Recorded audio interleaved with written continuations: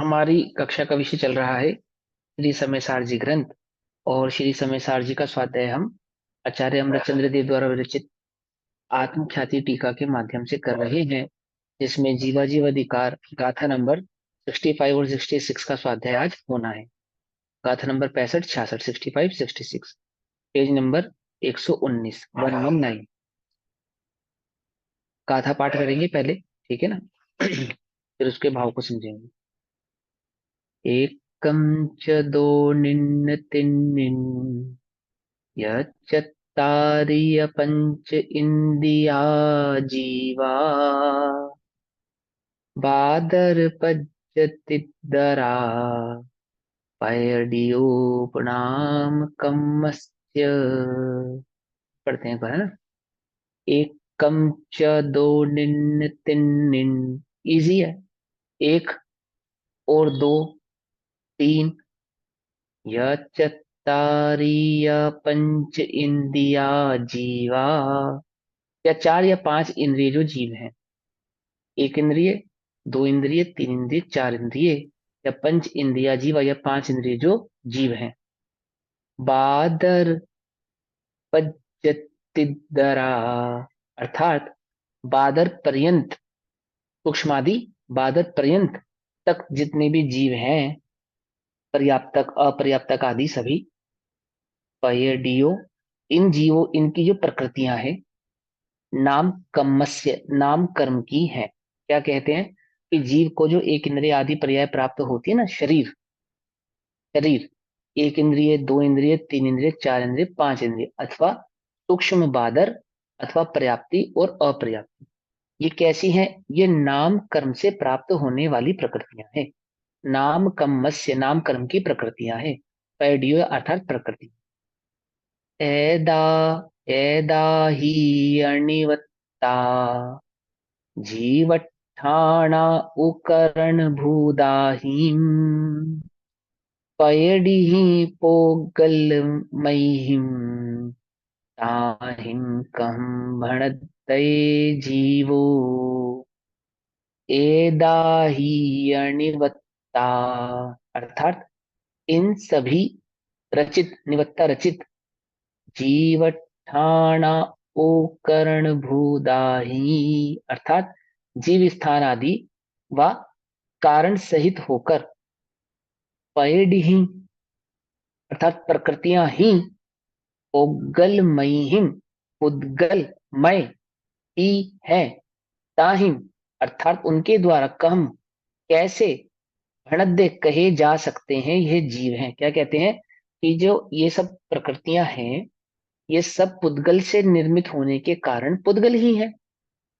इनको जीव का कैसे कहा जा सकता है? समझ आई बात?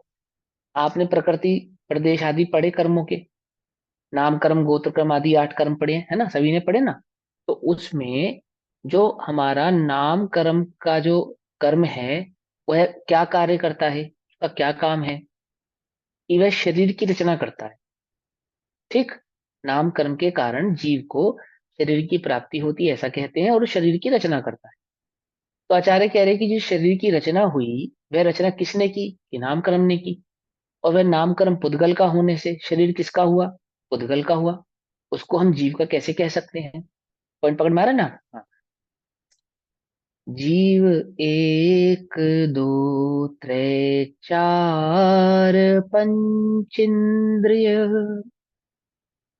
बादर सूक्ष्म है, पर्याप्त अनपर्याप्त जीव जो नाम कर्म की प्रकृति है। सिंपल सी बात है ना? नाम कर्म की ये सब प्रकृतियां हैं। ये आपने सिद्धांत में पढ़ा है, ये आपने सिद्धांत में पढ़ा है ना, 8 कर्म आदि आपने पढ़े हैं।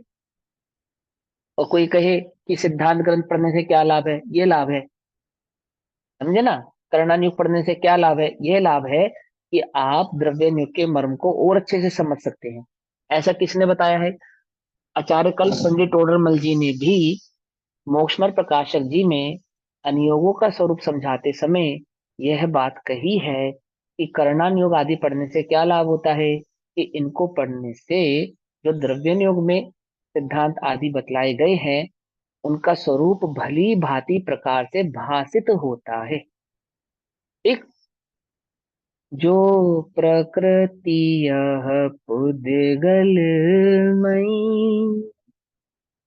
वह करण रूप बने। अरे हाँ, कितनी प्यारी बात कही है आचार्य देव ने। इसके आगे ना भी कलश आने वाले हैं। उन कलशों का मर्म भी आपको तभी समझ में आएगा जब ये गाथा समझ में आएगी, क्योंकि इन्हीं गाथाओं के स्वरूप पे कलश कहे गए हैं। एक तो ध्यान से समझना। जो प्रकृति यह उद्गलमयी वह करण रूप बने। अरे उससे रचित जीव स्थान जो है जीव क्यों ही कहाए वे। ये कैसे कहलाए जा सकते हैं? जो वस्तु पत्तल से बनी हो उसे आप जीव का कैसे कह सकते हो? समझे बात? नहीं समझ में आई? ठीक है ना। अब देखो, गाथात करते हैं। ये गाथात पढ़ने से पहले ना 1 मिनट का समय लेता हूँ। मैंने कल एक प्रश्न डाला था ना ग्रुप पे, सभी से पूछा था कि द्रव्य में और तत्व में क्या अंतर है, तो सभी ने सही उत्तर दिया। किसी का उत्तर गलत नहीं था, सभी के उत्तर एकदम सही सही थे। लेकिन जो मैं बात आपसे सुनना चाहता था ना वो बात नहीं सुनने को मिली। क्या समझे? कि तत्व कहने के पीछे अभिप्राय क्या है? तत्व कहने के पीछे अभिप्राय क्या है, क्या कारण, लॉजिक क्या है उसका? तत्व और द्रव्य दो बातें बताई। तो कहीं कहीं पर तो ऐसा भी प्राप्त हो सकता है आपको कि तत्व को ही द्रव्य कह दिया हो और द्रव्य को ही तत्व कह दिया हो। समझे ये बात? पदार्थ भी कहते हैं, द्रव्य भी कहते हैं, तत्व भी कहते हैं, है ना। और कहीं कहीं पे इन दोनों में भिन्नता है। तो इनके पीछे भिन्न होने का क्या कारण क्या है? इनको दो अलग अलग बताने का कारण क्या है? तो एक, सबसे पहले तो सामान्य बात समझ में आनी चाहिए सबको कि मान के चलो हम सभी सिद्धालय में बैठे हैं, संसार का हमारे जीवन में अभाव हो गया, हम सब सिद्धालय में पहुंच गए। अब वहां पे सिद्ध ही सिद्ध है, सब एक समान है, सब एक जैसे हैं। उनमें और मुनमें मुझ में कोई अंतर नहीं है ना।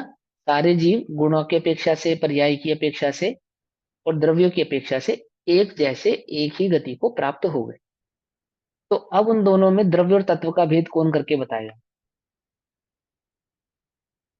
मुझ में और अन्य सिद्धों में। हाथ खड़ा करके बताओ कौन कौन बता सकता है। फिर मैं पूछूंगा, दीदी बता सकती हैं, और कौन बता सकता है? आप भी बता सकते हो, दो हो गए और बस। सभी सिद्ध हैं और कोई नहीं है। अब एक मैं सिद्ध हूं और अन्य सिद्ध विराजमान है मेरे साथ अनंत। तो हम दो में एक मैं हो गया और अन्य हो गए ना। इसमें तत्व और द्रव्य का भेद करके कौन बतलाएगा? हाँ, दीदी बताएंगी, और कौन बताएगा बताओ? बस आप भी बताओगे? चलो, नेहा दीदी बता देंगी, मुझे कंफर्म है। अभी गरिमा दीदी आप बताओ पहले। भैया उसमें तो मुझे इतना समझ में आया है कि द्रव्य तो सारे जितने भी सिद्ध हैं सब द्रव्य हैं। हाँ और हाँ जो हाँ। मैं सिद्ध हूँ वो तत्व है। ठीक है। क्यों? रीजन? क्योंकि तत्व अकेला एक होता है, द्रव्य तो संसार के सभी जीव होते हैं। ये उत्तर गलत है।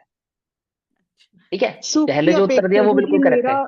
सुख मुझ में ही हाँ है, वो अन्य किसी हाँ द्रव्य से मुझे नहीं मिल सकता इसीलिए। हाँ हाँ, ये उत्तर सही है लगभग। समझ नहीं आया क्या लगभग बोला सही आप? है। हाँ, अभी समझाएंगे, समझाएंगे। नलिनी दीदी ने जो उत्तर दिया वो लगभग सही है। अब देखो, सभी ध्यान से समझना इस बात को, क्योंकि किसी ने ये जो प्रश्न जैसे उत्तर डाला था ना, वो पर्यायवादी आदि का, निरपेक्ष और सापेक्ष आदि पर्याय कुछ डाला था ना, निर्विकल्प पता नहीं कुछ संबंध में कोई बात डाली थी। तो उसको थोड़ा सा मैं क्लियर करना चाहता हूँ। क्या कहना चाहता हूँ समझो। कि जीव की अपेक्षा से जितने भी सिद्ध विराजमान हैं वे सभी द्रव्य हैं, जीव द्रव्य हैं। तो यही बात सारे संसार में घटित कर लो। यही बात सारे संसार में घटित कर लो। इस संसार में कितने जीव हैं? अनंत जीव हैं। तो सभी जीव द्रव्य कहलाएंगे। अब उसमें पर्याय का होना और पर्याय का नहीं होना इसकी कोई अपेक्षा नहीं है। वे किस पर्याय में है इसकी कोई शर्त नहीं है। ठीक है ना। भव्य भी द्रव्य कहलाएंगे, अभव्य भी द्रव्य कहलाएंगे, दूरानुदूर भव्य भी द्रव्य कहलाएंगे। वे किसी भी गति में हो, किसी भी इंद्रिय में हो, किसी भी पर्याय में हो। वे सभी द्रव्य कहलाएंगे। जब हम कहेंगे जीव द्रव्य, तो जीव द्रव्य कहने से उसमें पर्याय का कोई भेद नहीं रहेगा, और सभी जीवों का क्या हो जाएगा, एक समास में एक एक जगह पे धारणा हो जाएगी, जीव द्रव्य। सभी को समझ में आ गया? कोई कंफ्यूजन तो नहीं इस बात में? सिंपल सी बात है। पर्याय के नाम पे कंफ्यूज नहीं होना। जब हमने कहा जीव द्रव्य, तो आचार्य देव ये नहीं कह रहे कि जो सम्यक दृष्टि है मैं उनकी बात कर रहा हूं, ऐसा नहीं कह रहे। वो जीव द्रव्य की बात कर रहे हैं। द्रव्य की बात कर रहे हैं, यानी कि वह द्रव्य ऐसा है, ऐसा ही है। अगर कोई जीव अभव्य है, अगर कोई जीव द्रव्य अभव्य है, तो ये कौन बतलाएगा कि उस अभव्य जीव द्रव्य में और भव्य जीव द्रव्य में क्या अंतर है? प्रश्न ध्यान से सुनना। अभव्य जीव द्रव्य में और भव्य जीव द्रव्य में क्या अंतर है? कौन बतलाएगा? हाँ बताओ अनिता आंटी जी, बोलो बोलो। कोई अंतर नहीं है। क्यों अंतर नहीं है? जीव द्रव्य तो सभी का एक जैसा ही होता है। हाँ, अब आप अपना उत्तर पढ़ना जो आपने लिखा था। अब आप मैंने अपना नहीं- उत्तर, उत्तर आप ही ने लिखा था शायद वो ग्रुप पे। मैंने मनीषा नहीं मासी ने नहीं, लिखा था, मनीषा मासी ने लिखा था अच्छा भैया। मनीषा मासी ने, अच्छा मनीषा मासी जी ने लिखा था, वो आए नहीं आज, चलो कोई बात नहीं। तो अब क्या है, अब अंतर समझ में आया कि द्रव्य की अपेक्षा से किसी भी जीव में कोई अंतर नहीं। अच्छा, तो तत्व की अपेक्षा से अंतर है क्या? दूसरा प्रश्न, क्या तत्व की अपेक्षा से भी अंतर है क्या? कौन बतलाएगा? नेहा दीदी तो गर्दन हिला रही कि कोई अंतर नहीं है। और कोई है जिसको लगता हो कि तत्व की अपेक्षा से अंतर हो सकता है? हाँ बोलो, बोलो बोलो वो बोलो। संसारी और मुक्त की अपेक्षा से पर्यायों में अंतर हो सकता है। तत्व की अपेक्षा से अंतर बोलो आप तो। तत्व पर्याय की की अपेक्षा से अपेक्षा हमने से पूछा अंतर ही तो नहीं। वही हुआ ना भैया, तत्व मेरे लिए मेरा ही ज्ञान तत्व की दर्शन हाँ रूप अपेक्षा मेरे से सिर्फ कार्यकारी मेरे है। मेरे हाँ मेरे हिसाब से अंतर है कि मेरे लिए हाँ कार्यकारी मेरा तत्व है, और बाकी के जो हाँ जीव तत्व है मेरे लिए कार्यकारी नहीं है, वो उनके लिए हाँ, कार्यकारी है, बस इतना ही वेरी गुड, अंतर है। बहुत बढ़िया, वेरी गुड, बहुत सही उत्तर दिया, बिल्कुल सही उत्तर है। अब मैं इसमें थोड़ा सा बदलाव करूं, ध्यान से समझना सभी लोग, आपको और क्लियर होगा। जब आप अन्य ग्रंथों को अच्छे से स्वाध्याय करोगे और द्रव्य तत्व की भावों को समझोगे, तो वो बात आपको और अच्छे से क्लियर हो जाएगी। देखो, द्रव्य की अपेक्षा से तो किसी जीव में कोई अंतर नहीं है, तो वहां पे द्रव्य के अपेक्षा से सभी द्रव्य जीव जीव द्रव्य समान है। अब दूसरी बात, तत्व की अपेक्षा से तो जब द्रव्य में और तत्व में कोई ज्यादा अंतर नहीं है, तो द्रव्य और तत्व का भेद क्यों डाला जाता है? उसके दो कारण है। सबसे पहला कारण, आप भी जीव हो, मैं भी जीव हूं, हम दोनों सिद्ध अवस्था में सिद्ध बन गए। तो वहां पे जो सिद्ध भगवान विराजमान है, वो किसका अनुभव कर रहे हैं? अपना अनुभव कर रहे हैं या अन्य का अनुभव कर रहे हैं? अपना अपना कर रहे हैं अनुभव ना। कर रहे हैं। हाँ, तो मैं जीव हूं, ऐसा जो भाव भाषण होता है, मैं जीव हूं ऐसा जो भाव भाषण होता है, उस भाव को तत्व कहते हैं।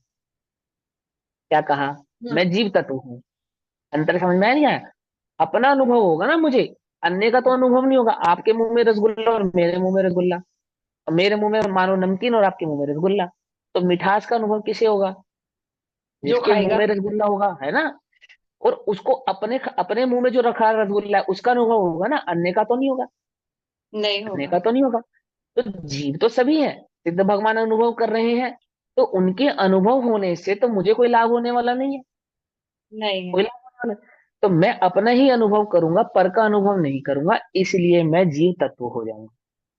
और जब मैं स्वयं को देखूंगा, तो मेरे लिए जितने भी जीव हैं वो सब क्या हो जाएंगे? वे द्रव्य। अजीब तत्व हो जाएंगे। अजीव तत्व। अजीव द्रव्य के अजीव तत्व। हाँ समझो समझो समझो, इसको बंद करो, म्यूट करो, समझाता हूँ। अजीव तत्व हो जाएंगे, अजीव द्रव्य नहीं रहेंगे, तो वह जीव द्रव्य और तत्व की अपेक्षा से हो जाएंगे अजीव तत्व। ये इसमें भेद को समझना। हम उनको अजीव तत्व क्यों कह रहे हैं? क्योंकि हम उनका अनुभव नहीं कर रहे हैं। द्रव्य तो वो जीव रूप से ही रहेंगे, नहीं तो केवल ज्ञान में क्या झलकेगा? अजीव द्रव्य। जीव द्रव्य कोई अजीव द्रव्य के रूप से थोड़ी झलकेंगे, अथवा उनके ज्ञान में वह जीव द्रव्य अजीव द्रव्य के रूप से थोड़ी ज्ञान में आएगा। ज्ञान में तो जीव द्रव्य ही आएगा, लेकिन अनुभव कर रहे हैं अपनी आत्मा का, अपने तत्व का, इस अपेक्षा से वे अन्य जीव द्रव्य क्या कहलाएंगे? अजीव तत्व कहलाएंगे। अंतर समझ में आ रहा है? क्योंकि तत्व ये जो नाम पड़ता है, ये किस अपेक्षा से पड़ता है? ये अनुभव के लिए आता है। अनुभव भाव भाषण पररूपक है ये। जो वह है वही मैं हूं, जो वह है वही मैं हूं। तो वह है द्रव्य और मैं हूं। हाँ हाँ हाँ, मजा आ गया। मैं हूं ऐसा जानने से जो मुझे आनंद उत्पन्न हुआ, ये द्रव्य और तत्व के बीच का अंतर हो गया। ऐसा अंतर खड़ा करने के पीछे क्या कारण है कि जगत में कोई ऐसा माने कि सभी ब्रह्मा के अंश हैं, तो जैसा ब्रह्मा परिणमित होगा ऐसा ही उसका अंश भी परिणमित होगा। क्या? अंश के अनुसार ही अंश ही परिणमित होगा। द्रव्य जैसा परिणमित होगा उसके अनुसार उसके गुण परिणमित होंगे, अथवा उसकी पर्याय परिणमित होगी। कोई ऐसा माने तो उसको ये बात समझाते हैं कि देखो भाई, भले ही दो द्रव्य समान हैं तो भी दोनों में भिन्नता है। ये भिन्नता दर्शाने के लिए, समझाने के लिए ये बात आपके ज्ञान में अच्छे से झलकनी चाहिए कि द्रव्य और तत्व में क्या अंतर। अंतर समझ में आ गया नहीं आया? क्योंकि अनुभव तो मुझे मेरा होगा ना, अन्य का तो होगा नहीं। अन्य के गुणों का, अथवा मैं अन्य के गुणों को जान तो सकता हूं, लेकिन क्या नहीं कर सकता? अनुभव नहीं कर सकता। ऐसे ही जीव पुद्गल को जान तो सकता है, परंतु क्या नहीं कर सकता? अनुभव नहीं कर सकता। अब पिछली गाथाओं में जो आपको कंफ्यूजन क्रिएट हुआ होगा, वो यहाँ यहाँ पे आपको सुलझ सकता है कि जीव उद्गल में परिणमित मिठास को जान तो सकता है, परंतु मिठास का अनुभव नहीं कर सकता। जीव कर्म में राग द्वेष मोह को जान तो सकता है, परंतु राग द्वेष और मोह का क्या नहीं कर सकता? अनुभव नहीं कर सकता। अनुभव भिन्न क्यों? क्योंकि वे विजातीय तत्व होने से। कौन सा तत्व होने से? विजातीय। वह तत्व है ना, जीव तत्व से भिन्न होने के कारण। आश्रव तत्व, संवर तत्व, निर्जरा तत्व किससे भिन्न है? जीव से भिन्न है। तो जीव से भिन्न हो जाने के कारण, पकड़ में आई बात नहीं? पकड़ में आई? वे सब क्या हो गए? अजीव तत्व में चले गए। पकड़ में आई बात नहीं? पकड़ में आई? यानी आत्म अनुभव के समय कर्म निर्जरा का भी अनुभव होगा क्या? बोलो भैया। नहीं होगा। आत्म अनुभव के समय कर्म निर्जरा का भी अनुभव होगा क्या? संवर का भी अनुभव होगा क्या? कि जीव उन्हें जान सकता है, ये अलग बात है, परंतु उनका अनुभव नहीं होगा। अनुभव तो एकमात्र अपने द्रव्य में विराजमान अपने अनंत गुण आदि, है ना, उसका होगा, अपने द्रव्य स्वभाव का अनुभव होगा। अन्य किसी भी द्रव्य का अनुभव होता नहीं, और अन्य किसी भी तत्व का अनुभव होता नहीं। जीव मेरे लिए सब संसार में अजीब हो जाएगा तत्व की अपेक्षा से, समझे ने? और द्रव्य की अपेक्षा से छह ही रहने वाले हैं। मैं छह द्रव्य को छह रूप से जानूंगा। जीव द्रव्य को भी जानूंगा, पुद्गल को भी जानूंगा, आकाश आदि आदि अपनी अपनी ज्ञान की मुख्यता के अनुसार से उन सब सारे द्रव्यों को जानूंगा। लेकिन अनुभव किसका करूंगा? कि निज चैतन्य तत्व का ही अनुभव करूंगा। निज चैतन्य तत्व का अनुभव करूंगा, इसका मतलब क्या है? साधारण भाषा में अपना अनुभव करूंगा। यानी जो रसगुल्ला मेरे मुंह में रखा है मैं उसका आनंद लूंगा। जो रसगुल्ला ट्रे में रखा है मुझे उस आनंद नहीं आने वाला। कुछ समझे? अथवा जो रसगुल्ला तुम खा रहे हो उसका आनंद मुझे आने वाला नहीं है। भगवान ने, आचार्य देव ने अनुभव से बोला। क्या बोला उन्होंने? निज विभव से बतला रहे हैं, हम खा के बतला रहे तुम्हें। करना मनन नहीं करना छल ग्रहण। क्यों? यदि हो कहीं कुछ स्खलन तो मेरे अनुभव में तो स्खलन नहीं है। अब मेरे लिए बतलाने में यदि हो जावे तो तुम कैसे जानना, कैसे कैसे उसको पक्का करना, प्रमाण करना? अनुभव से। अनुभव से। कुछ बात समझ में आई? नहीं समझ में आई? सब्जी में नमक सही है या कम है या ज्यादा है, तुमने भी चखी, फिर तुमने अन्य को भी चखाई। क्यों चखाई? अन्य को क्यों चखाई? जरा देखना सही है या नहीं है। अच्छा, एक को सही लगे और एक को सही ना लगे, तो फिर उसमें पूरा निर्णय करते नहीं करते? कहाँ स्खलन हो रहा है? क्या स्खलन हो रहा है? कि तूने अभी मीठा खाया है, उसके ऊपर खा रहा है, इसलिए तुझे कम लग रही है। क्या? कोई करते नहीं करते, ये स्खलन कहाँ हो रहा है कि मेरे और तेरे अनुभव में अंतर कहाँ आ रहा है कि कहीं ना कुछ स्खलन हो रहा है। ऐसा होता है या नहीं होता कि वही सब्जी मैंने खाई, वही सब्जी तुमने खाई, तुम्हें कम नमक वाली लगी, मुझे ज्यादा नमक वाली लगी, तो ये स्खलन क्यों हो रहा है? मैच करते नहीं करते? हो सकता है तेरा बीपी बढ़ गया हो, अथवा गिर गया हो, आदि आदि, अथवा तूने इसके पहले कुछ और खाया हो, और वो सारी। ओहो तुमने मैंने सिर्फ दाल दाल खाई, तूने दाल में चावल मिला के खाया, इसलिए तुझे नमक कम लग रहा है। इतने सारे भेद करते नहीं करते? घर में होता नहीं होता? मैं अपने अनुभव से जानूंगा इस तत्व को, और तुम इस तत्व को कैसे जानोगे? अपने अनुभव से जानो, मेरे अनुभव से नहीं जान पाओगे। मैं अपने अनुभव को बतला तो सकता हूं, परंतु उस अनुभव को जानकर भी तुम अनुभव में नहीं ला सकते, क्योंकि अनुभव तुम अपना ही करने वाले हो, अन्य का नहीं करने वाले। तो निर्णय क्या करना है कि वे सुखी हैं, ये निर्णय नहीं करना है। जीव द्रव्य ऐसा है और मैं वह जीव हूं, ये निर्णय करना है। क्या बोले? जनता समझ में आया? अत्यंत भगवान सुखी हैं, इस इतने निर्णय से काम नहीं बनने वाला। वो जो द्रव्य है, अपने द्रव्य से उनके द्रव्य का मिलान करना है, अपने गुणों से उनके गुणों का मिलान करना है। कुछ बात समझ में नहीं? अपनी पर्याय से उनकी पर्याय का मिलान करना है, और ये जानना है। क्या जानना है? कि जो निगोद में सो ही मुझ में, सो ही मोक्ष मझार। कुछ बात समझ में नहीं? और ऐसा जानकर किसका अनुभव करना है? अपने तत्व का अनुभव करना है। एक अंतिम उदाहरण देते हैं। एक बच्चे ने दूसरे बच्चे के हाथ में खिलौना देखा, और उस खिलौने को देखकर वो जिद पकड़ बैठा कि मुझे भी यही खिलौना चाहिए। चाहिए, ऐसा जिद करा। आप सबने भी अपने जीवन में अनुभव किया ही होगा। तो बिल्कुल उसके जैसा मिलता जुलता, एकदम डिक्टो दूसरा खिलौना उस बच्चे को ला कर दिया। तो वो नहीं, जब वो नहीं मानता कि नहीं ये वह नहीं है, तो आप उसको दिखलाते हो ना कि देख, जैसा इसमें है ऐसा इसमें है। इसमें भी मतलब ये रंग है, इसका भी यही रंग है, इसमें भी ऐसा रिमोट है, इसमें भी ऐसा रिमोट है, इसमें भी चार टायर है, इसमें भी चार टायर है, ये देख इसमें भी ऐसा है, इसमें भी ऐसा है। और फिर उसमें एक बात और बढ़ाकर कहते हो, देख इसमें ये नहीं है, इसमें है, तेरा तो इससे भी अच्छा है। ऐसा कहते नहीं कहते? तो एक अंतर है, वे जीव कैसे हो गए? अजीव तत्व। मैं जीव तत्व, मुझे मेरा अनुभव होगा, उनके अनुभव से तुझे कुछ सुख नहीं होने वाला। छोड़ दे उन्हें, छोड़ दे। इसके किसकी दृष्टि से मुझे सुख होने वाला है, कि मेरी दृष्टि से मुझे सुख होने वाला है।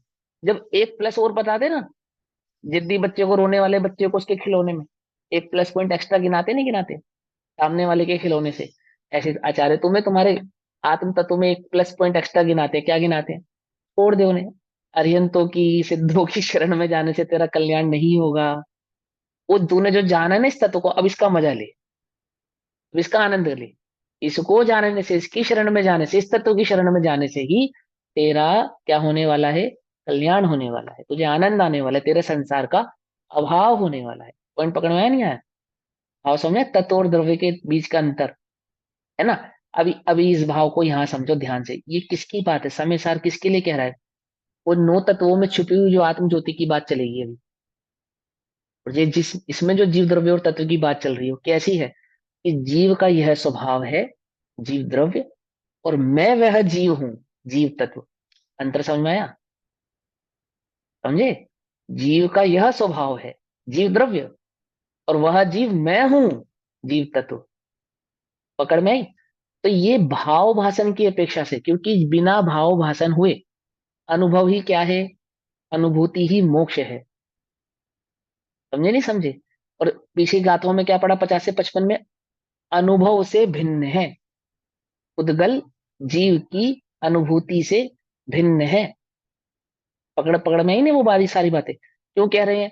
कि जिसका तुम निर्णय कर रहे हो, जिस तत्व का, जिस द्रव्य का हम तुम्हें निर्णय करा रहे हैं, जब तुम उसका अनुभव करोगे तो क्या ऐसा पाओगे कि जैसा हम तुम्हें बतला रहे हैं भिन्न, ऐसा पाओगे।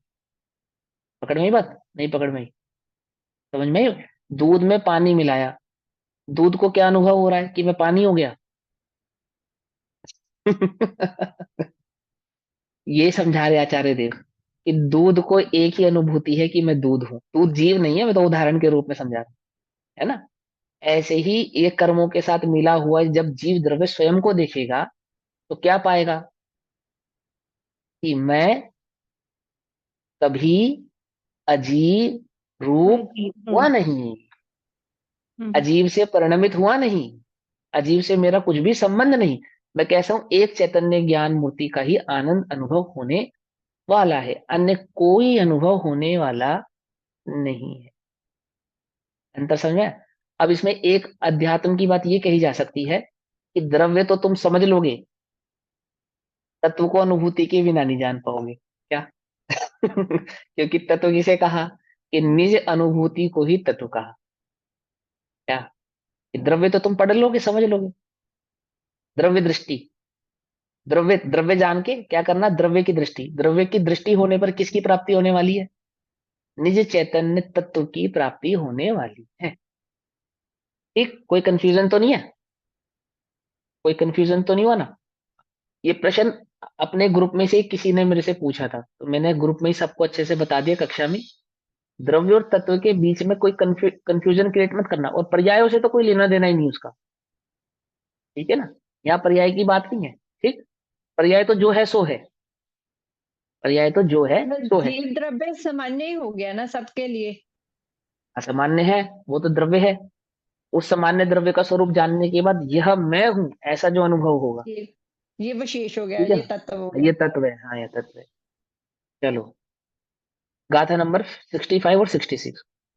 एकम व भैया एक। आंटी ने लास्ट में हाँ, बोला ये विशेष हो गया, तो विशेष नाम क्यों दिया इसे? जीव तत्व को दे सकते हैं, नहीं दे सकते ना? नहीं नहीं दे सकते, हाँ, किसी बिल्कुल अपेक्षा गलत से है। दे भी सकते हैं, हाँ, किसी अपेक्षा से नहीं भी दे सकते हैं।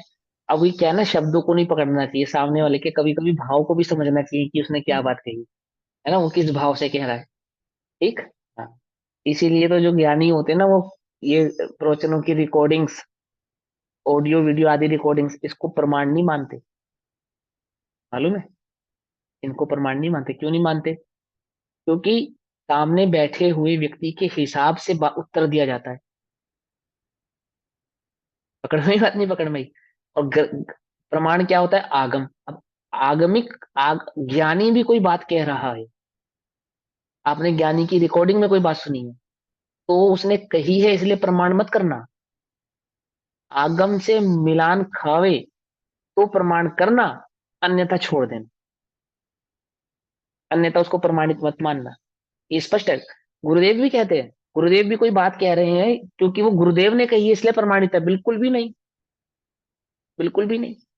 वह इसलिए प्रमाणित है क्योंकि उन्होंने आगम के अनुसार कही, उनकी बात आगम से मिलान खाती है, तो वह प्रमाणित है। आचार्य कुंद कुंद देव ने क्या कहा? मैं कह रहा हूं इसलिए नहीं, केवली श्रुत केवलियों द्वारा। समझ में आई बात नहीं? अरिहंत भगवान से गणधर के पास, गणधर के भगवान के पास से हमारे श्रुत केवलियों के पास, श्रुत केवलियों के पास से हमारे गुरुओं के पास, उस परंपरा से जो मुझे ये आत्म ज्ञान आत्म तत्व प्राप्त हुआ है। पकड़ में ही बात नहीं? पकड़ में ही।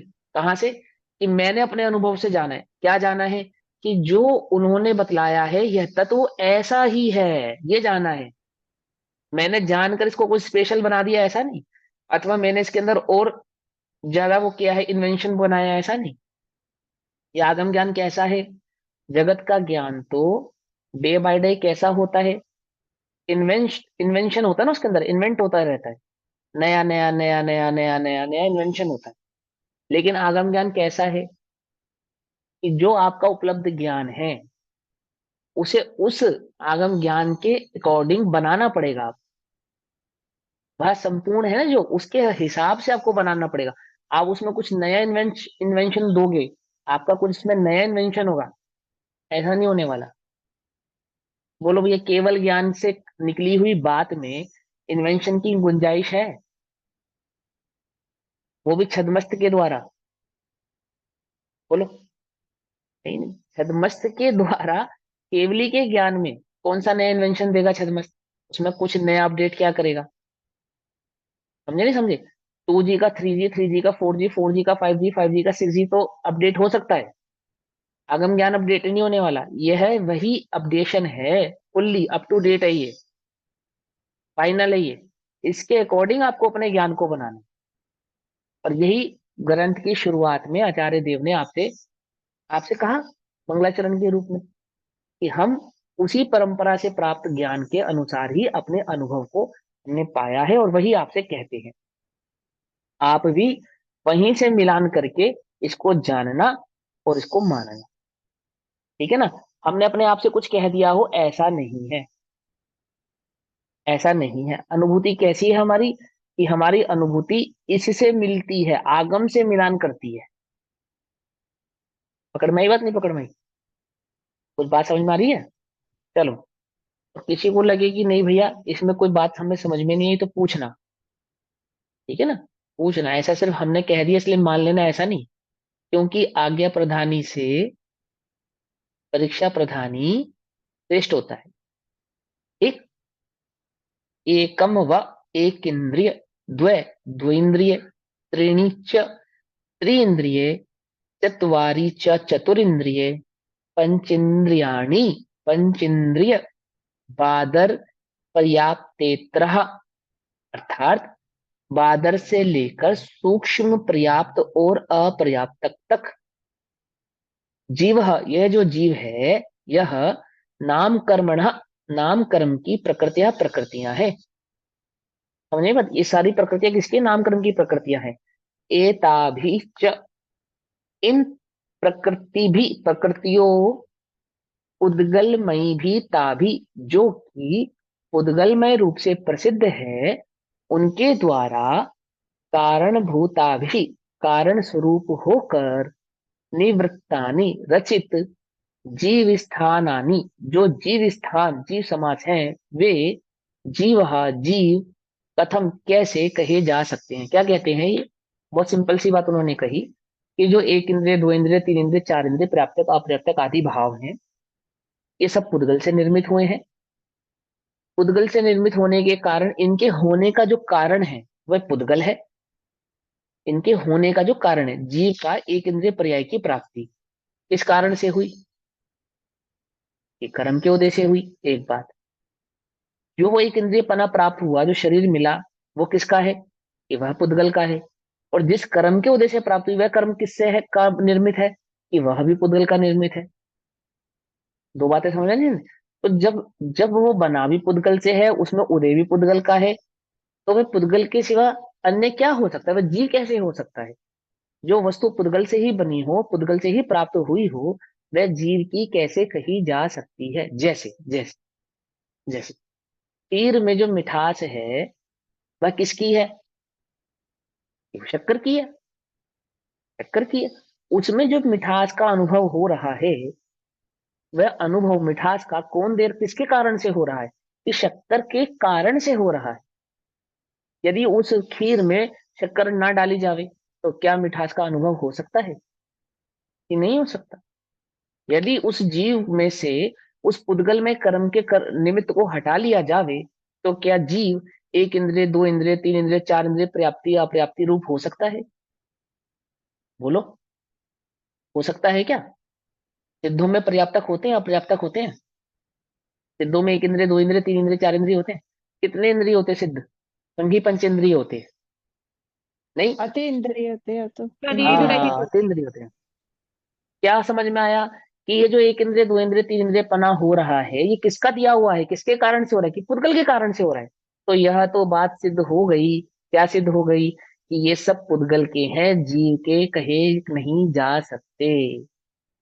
पॉइंट पकड़ में आ रहा है? अभी सुनो, मतलब पिछली में कहा जा रहा था, कि तब भी इसमें यही सिद्ध बात करने। समझाई थी, तो ऐसे भी यही समझा रहे थे, अभी भी यही समझा रहे हैं। उसमें पिछली में जो बात कही थी, उसी को इसमें सिद्ध कर रहे हैं। उन्हीं जीव नहीं 29 है। भावों को, हाँ, वे 29 भाव पुद्गल के नहीं है। क्यों नहीं है, कैसे नहीं है, किस प्रकार से नहीं हो सकते, इस बात को समझा रहे हैं।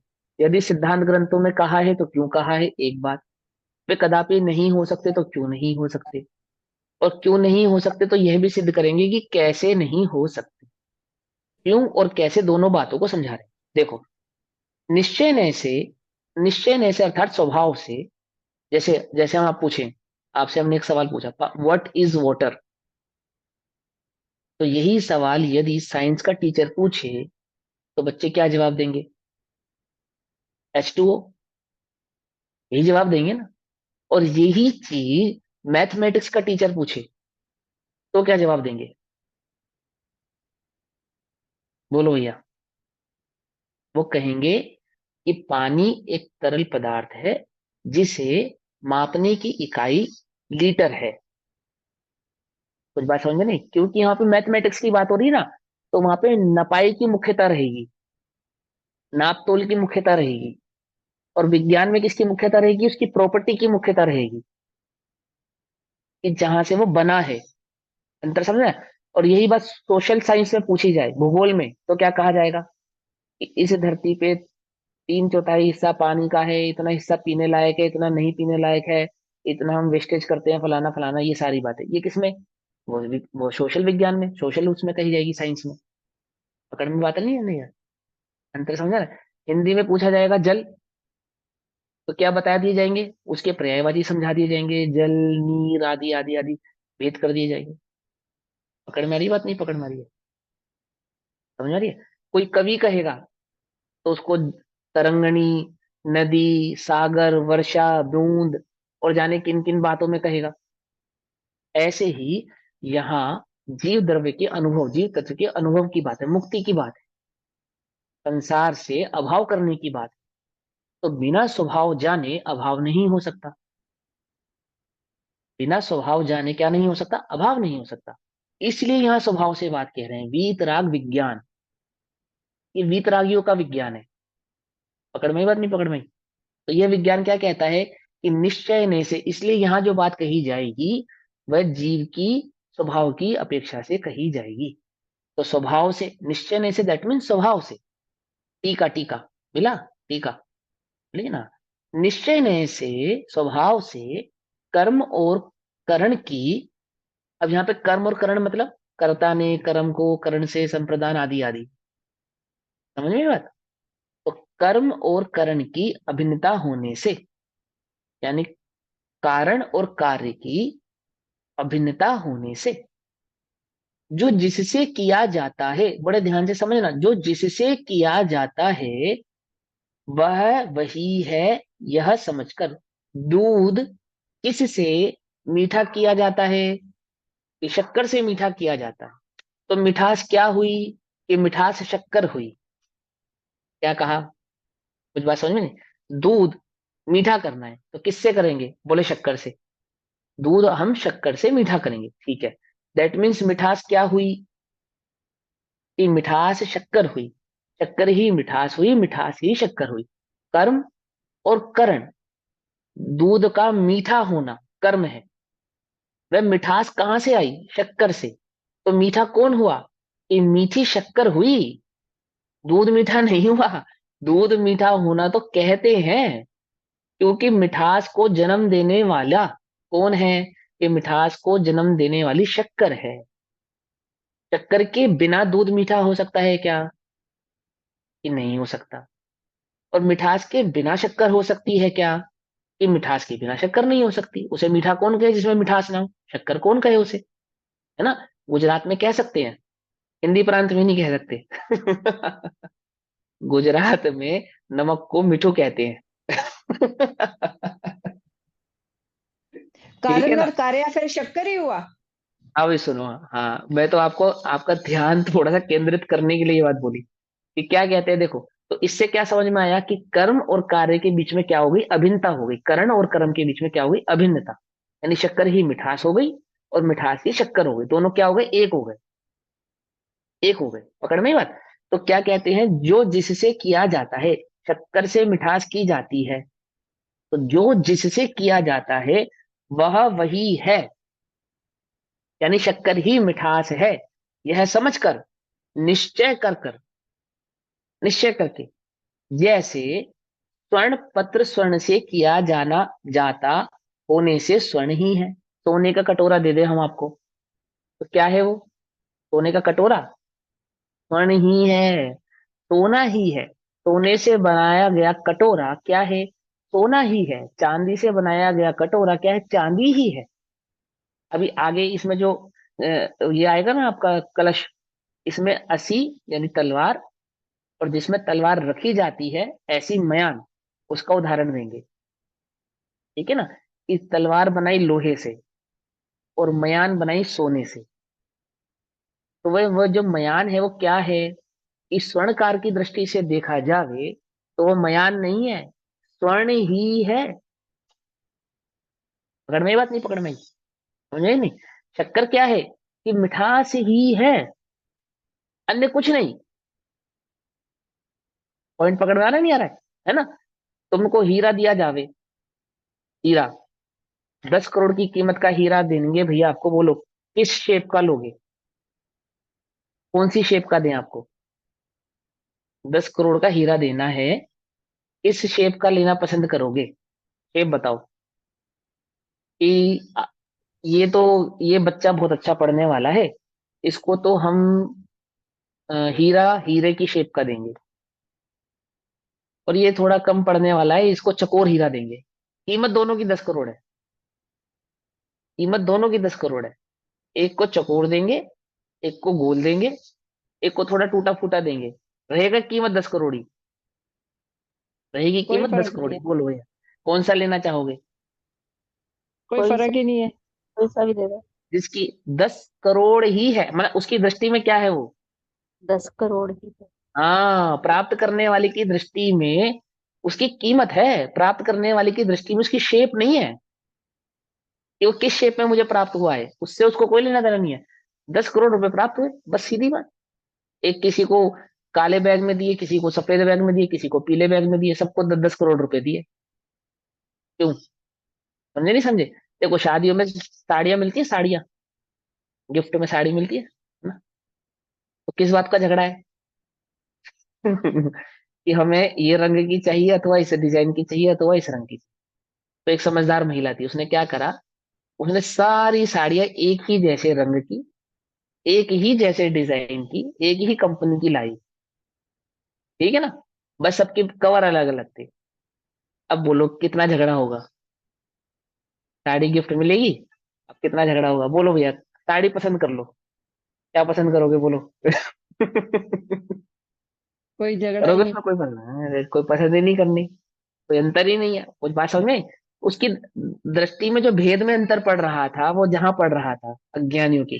तो कहते हैं ज्ञानी की दृष्टि से देखा जावे तो स्वर्ण, सोने का मुकुट दिया, किसी को कटोरा दिया, है ना, किसी को अन्य अन्य वस्तु दी, तो स्वर्ण ही है, अन्य वह कुछ नहीं है।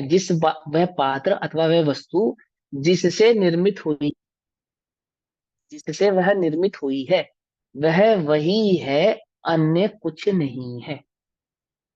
ठीक है ना? अन्य कुछ नहीं है। लोक में कहावत है, गुड़ ना खावे गुड़ियानी की आस करे, सुनिए? नहीं सुनी? हाँ, मैं बताता हूँ, बहुत सिंपल सी बात है। डॉक्टर ने तुमको गुड़ खाने से मना, मीठा खाने से मना कर दिया, मीठा नहीं खाना। तो उसने कहा हाँ चलो भैया मीठा नहीं खाएंगे, चाय तो फीकी पियेंगे, काम करो 2 लड्डू खिला दो। चाय फीकी है हमारी, दूध फीका है, चीनी नहीं डाली हमने। अच्छा चलो शक्कर मत खिलाओ, गुड़ खिला दो। अच्छा चलो गुड़ मत खिलाओ, बर्फी खिला दो। अब बर्फी तो दूध से बनी होती है भैया। क्या कुछ बात समझ में नहीं रही? कि भैया मीठा नहीं खाने का मतलब क्या है? वह जिसको तू बर्फी कह रहा है वह बर्फी नहीं है, शक्कर ही है। क्या कुछ बात समझ में नहीं आ रही है? अंतर समझ में नहीं आया? वह जिसको तू गुड़ कह रहा है वह गुड़ नहीं है, वह मीठा ही है। पकड़ में ही बात नहीं? पकड़ में? ऐसे आचार्य कह रहे हैं कि जिस वस्तु, जो है वस्तु जिस बात से निर्मित, जिस चीज से निर्मित होती है वह वही होती है, अन्य कुछ नहीं होती।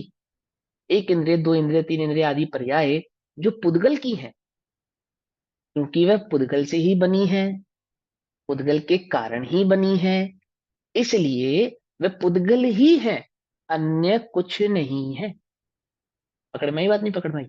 हाँ, तो अन्य कुछ नहीं है। इसी प्रकार जीव स्थान अर्थात बादर, सूक्ष्म इंद्रिय, द्विंद्रिय, त्रिंद्रिय, चतुरिंद्रिय, पंचेंद्रिय, पर्याप्त और अपर्याप्त नामक उद्गलमयी नामकरण की प्रकृतियों से किए जाते होने से उद्गल ही है, जीव नहीं है। जीव नहीं। अंतर समझ में आया ना? है ना? मैं पर्याप्तक हूं इस बात से संतुष्ट मत हो ना, मैं जीव हूं इसकी दृष्टि करना। हे भगवान हमें अपर्याप्त पर्याय ना मिल जावे, इस भय में मत रहना, मैं जीव हूं ये जानकर संतुष्ट हो ना। ठीक है ना, सूक्ष्म बादर आदि के भेदों में नहीं पड़ना, जीव को जीव जानना। इसकी मुख्यता से है ये बात, अनुभव की मुख्यता से, अनुभव की मुख्यता से, है ना। एक सत्यार्थ है, भूतार्थ है, इसकी अपेक्षा से, निश्चय की अपेक्षा से। और व्यवहार भी सत्यार्थ है, भूतार्थ है, किसकी अपेक्षा से, व्यवहार की अपेक्षा से। ठीक। निश्चय और व्यवहार हमेशा एक ही साथ होते हैं, अलग अलग नहीं होते। जिस समय दृष्टि में निश्चय होता है, उसी समय जो प्रवृत्ति होती है उसको व्यवहार कहते हैं। समझे बात। जैसे एक एग्जांपल पूछता हूं आपसे, कंफ्यूज मत होना। सम्यक दर्शन निश्चय है या व्यवहार है?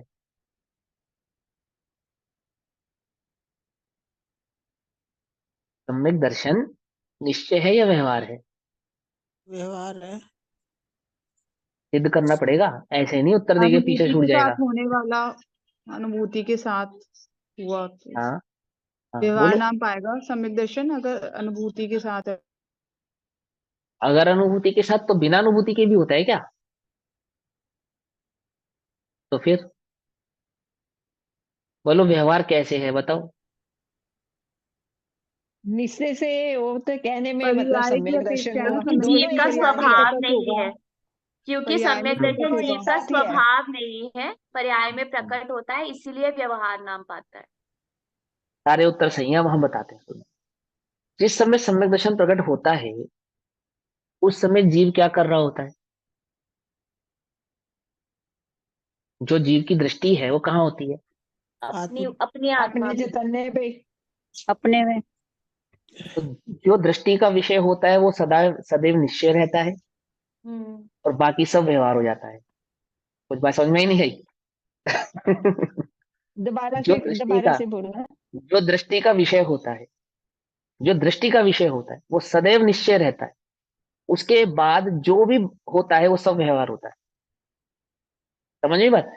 इसी अपेक्षा की मुख्यता से, इसी अपेक्षा की मुख्यता से पवैया जी ने 8 नयों में एक नय को निश्चय माना, 7 नयों को व्यवहार माना। पकड़ में बात। इस अपेक्षा से कि भैया क्या है, मूल क्या है, जीव सम्यक दर्शन का करता है क्या? बोले नहीं है करता। सम्यक दर्शन तो होता है, किसको होता है? जीव तो स्वभाव को देखता है, और यहाँ सम्यक दर्शन प्रकट होता है। आचार्य क्या अपने कोटा वाले युगल जी क्या कहते हैं? इस सम्यक दर्शन के लिए भी अवकाश नहीं है जहां ऐसे चैतन्य तत्व में। इतना भी स्पेस नहीं है, कितना भी स्पेस नहीं है कि वह सम्यक दर्शन को जगह दे सके। जिस चैतन्य में सम्यक दर्शन के लिए भी जगह नहीं है, ऐसा चैतन्य तत्व हूं मैं। क्या मतलब समझ में आया आपको? कि निश्चय क्या है? स्वभाव ही निश्चय है, जो वस्तु है बस वही निश्चय। अब यहां समझो कि जब आप निश्चय से यानी कि स्वभाव से उस आत्मा को देखोगे तो आपको क्या मिलेगा? क्या एक इंद्रिय पर्याय मिलेगी? नहीं मिलेगी। 2 इंद्रिय, 3 इंद्रिय, पर्याप्ति अपर्याप्ति, ये राग द्वेष मोह आपको वहां मिलेंगे? खोजो भैया। आत्मा का कहां से ऑपरेशन करो कि वहां से फाड़ने पर, तीर काट करने पर, कि राग निकल के गिर पड़े, अथवा द्वेष निकल के गिर पड़े, अथवा मोह निकल कर आ जावे? बोलो भैया। है ही नहीं, है ही नहीं। इसे कहते हैं निश्चय दृष्टि। इसे कहते हैं निश्चय दृष्टि। जब अब देखा, जब अपने अंतर में कुछ और नहीं, भगवान हूं मैं। है। है ना बढ़िया। और पर्याय भले ही पामर हो, अंतर से वैभववान हूं मैं। है ना। अपने को देखूंगा तो क्या प्राप्त होने वाला है? कि ये सब भाव प्राप्त होने वाले ही नहीं है ही नहीं वहां पे। समझे नहीं समझे? हाँ। तो क्या कहते हैं कि ये सब पुद्गल ही है, जीव नहीं है। और नामकरण की प्रकृतियों की पुद्गलमयता तो आगम में प्रसिद्ध है ना। कि पुद्गल के 8 कर्म पुद्गल से निर्मित होते हैं, आदि आदि नामकरण प्रकृतियां, कर्मों की प्रकृतियां 5 वर्गणाओं में कर्म वर्गणा पुद्गल की होती है, ये तो आगम में स्पष्ट लिखा है ना। हाथ कंगन को आरसी क्या, पढ़े लिखे को फारसी क्या? बोलो भैया आगम पढ़ा है कि हाँ पढ़ा है, तो आगम में प्रसिद्ध है। तथा अनुमान से भी जाने जा सकती है, क्योंकि प्रत्यक्ष दिखाई देने वाले शरीर आदि तो मूर्तिक भाव हैं, वे कर्म प्रकृतियों के कार्य हैं, इसलिए कर्म प्रकृतियां पुद्गलमय हैं, ऐसा अनुमान हो सकता है। अनुमान से भी जाना सकता है कि वर्ण आदि पुद्गल के होने से ये वर्ण आदि रूप नजर आ रहा है, ये पुद्गल के। इसी प्रकार से गंध रस स्पर्श रूप शरीर संस्थान और सहनन भी पुद्गलमय नामकर्म की प्रकृतियों के द्वारा रचित होने से पुद्गल से कैसे हैं? अभिन्न है, अर्थात पुद्गल से कभी भिन्न नहीं होते, कभी अलग नहीं होते, वे सदैव पुद्गल में ही रहते हैं। इसलिए मात्र जीव स्थानों को पुद्गलमय कहने पर इन सबको भी पुद्गल में ही कथित समझना चाहिए। इसलिए वर्णादिक जीव नहीं है, यह निश्चय नय का सिद्धांत है, यह वस्तु का स्वरूप है। निश्चय नय का सिद्धांत है, दैट मीन्स यह वस्तु का स्वरूप है। मैं क्या हूं? कि मैं जीव हूं। कैसा हूं? कैसा हूं? बोलो भैया कैसा हूं? वर्ण रस गंध से भिन्न। है ना? अबद्ध और स्पर्श। अब हाँ, अबद्ध स्पष्ट आदि आदि जब समझाएंगे ऐसे ही कहेंगे, लेकिन जब हम अपने से पूछे मैं जीव हूं और कैसा हूं, कैसा हूं, कि यह मैं कैसा हूं यह बतलाने का भी अवकाश नहीं है। तो चैतन्य पे दृष्टि जावे, कैसा हूं। ये तुमसे पूछे इमली कैसी है, तो तुम्हारी दृष्टि में, तुम्हारे मुंह में पानी आने लगे इमली नाम सुनते ही, है? बंदर का विकल्प मत करना, तो दृष्टि में बंदर ही बंदर घूमने लगे, है? ऐसे हमने कहा चैतन्य कैसा है, चैतन्य पे दृष्टि जावे तो कैसा है, चैतन्य कैसा है? अवर्णीय वो अवचनीय, तो वैसा ही है। ऐसा ही है, कुछ कहने का भाव ही नहीं है कैसा है। कुछ बात समझ में नहीं आई? तभी तो आचार्य कहते हैं कि अंतर में रहा नहीं जाता तो ये शुभ राग आता है, और हम इस शुभ राग को अच्छा नहीं मानते। वहां दृष्टि करने पर तो लिखने का भाव नहीं आता, और लिखने का भाव आता है तो अंतर में नहीं जाया जाता। तो लिखने के भाव को भी हम क्या नहीं मानते? अच्छा नहीं मानते। और हम किसमें संतुष्ट हैं? लिखने में, पढ़ाने में और पढ़ने में, इसी में संतुष्ट होकर रह गए। आचार्य कह रहे हैं हमें हमें लिखने में संतुष्टि नहीं है, और हम कह रहे हैं कि हमें आचार्य को पढ़ने में संतुष्टि है। 1 घंटा पढ़ लिया भैया, अपना काम बन गया, बस क्या सार्थक हो गया। अरे आचार्य कह रहे हैं, देखो आचार्य कह रहे हैं तो उन्हीं की सामर्थ्य है।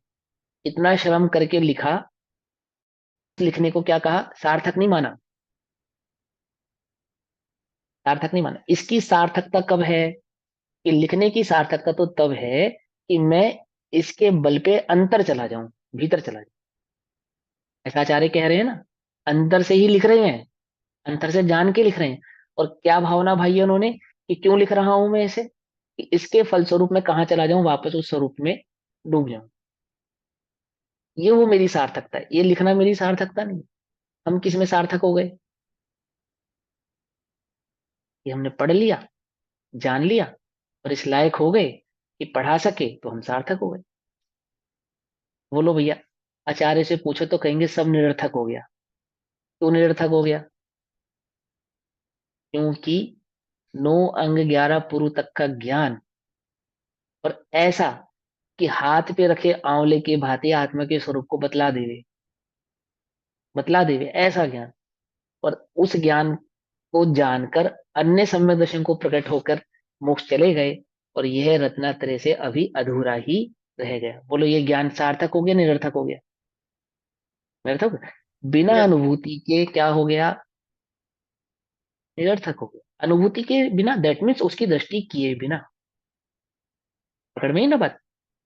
दृष्टि करनी है उसकी, उसको जानना है, ठीक है ना? मात्र पढ़ने में संतुष्ट नहीं होना, पढ़ के क्या करना? उस स्वभाव की ओर दृष्टि करना। ठीक, तो समझना चाहिए। इसलिए वर्णादि जीव नहीं है, यह निश्चय नय का सिद्धांत है। यहाँ इसी अर्थ का कलश रूप काव्य कहते हैं। अब इन्हीं दो गाथाओं को इस कलश रूपी काव्य के आधार से आचार्य अमरचंद्र देव कहेंगे। ये कलश हम 38 और 39 कल पढ़ेंगे। ठीक, तब तक के लिए सभी को जय जिनेन्द्र। ओम नमः सिद्धेभ्यः। निज निधि निज में बताई यह अनंत उपकार है, उसके लिए जिनवाणी माँ को वंदना शत बार है।